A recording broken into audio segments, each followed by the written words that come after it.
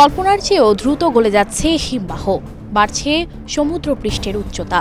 পরিস্থিতি এতটাই ভয়াবহ হতে পারে যে সমুদ্রের গভীরে তলিয়ে যেতে পারে এশিয়ার কয়েকটি দেশ। এ নিয়ে বারবার সতর্ক করে আসছে বিজ্ঞানীরা।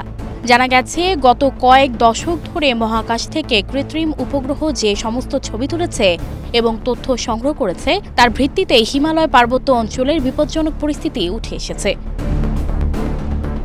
জলবায়ু পরিবর্তন নিয়ে বহুবার সতর্ক করেছে গবেষক বিজ্ঞানীরা।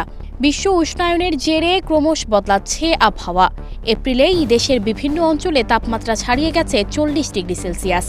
বিশ্ব জলবায়ু সংস্থা জানিয়েছে, গত বছর বিশ্বের সবচেয়ে বেশি পরিবেশগত বিপর্যয়ের মুখোমুখি হয়েছে এশিয়ার বিভিন্ন দেশ। এই আবহে ফের উদ্বেগের খবর শোনাল ভারতীয় মহাকাশ গবেষণা সংস্থা বা ইসরো। তারা বলছে, হিমালয় অঞ্চলে শতাধিক হিমবাহ দ্রুত গলে যাচ্ছে। সেই বরফ গলা পানিতে বাড়ছে হ্রদের আয়তন, যা বড়সড় বিপর্যয়ের ইঙ্গিত দিচ্ছে বলে মনে করছেন বিজ্ঞানীরা। ইসরোর প্রকাশিত তথ্য অনুযায়ী হিমালয় পার্বত্য অঞ্চলে হিমবাহ থেকে সৃষ্ট হ্রদের ব্যাপ্তি ঘটেছে ৮৭%। গত কয়েক বছরে কিছু হ্রদের পরিমাপ দ্বিগুণ হয়েছে, আবার কিছু বেড়েছে ১.৫ গুণ। রিপোর্ট অনুযায়ী সব মিলিয়ে ৬৭৬টি হ্রদের আয়তন বেড়েছে। এই ৬৭৬টি হ্রদের মধ্যে ১৩০টি হ্রদ ভারতে অবস্থিত বলেই জানিয়েছে ইসরো।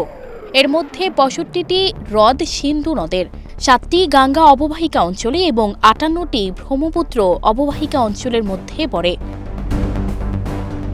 হ্রদগুলির ভৌগোলিক অবস্থান নিয়েও উদ্বেগ প্রকাশ করেছে ইসরো। তাদের রিপোর্ট অনুযায়ী বিপদজনকভাবে আয়তন বেড়েছে এমন ৩১৪টি হ্রদ সমুদ্রপৃষ্ঠ থেকে ৪,০০০ থেকে ৫,০০০ মিটার উচ্চতায় অবস্থিত।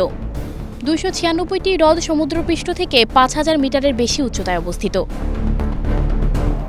হিমালয় অঞ্চলে ১০ হেক্টরের চেয়েও বড় হ্রদগুলির প্রতি ৪টির মধ্যে একটির আয়তন দিনকে দিন বৃদ্ধি পাচ্ছে।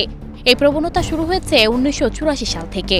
এমনকি হিমবাহ গলা পানি হ্রদের দুকুল ছাপিয়ে বন্যার ঝুঁকি বাড়াচ্ছে।